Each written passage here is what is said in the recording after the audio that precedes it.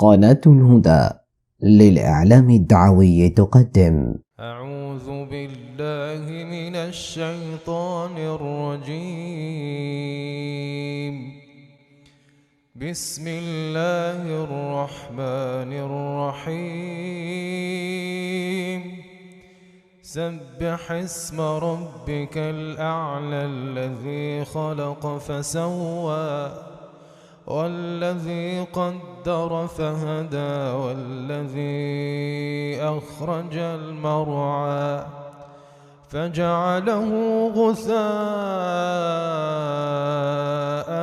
أحوى سنقرئك فلا تنسى إلا ما شاء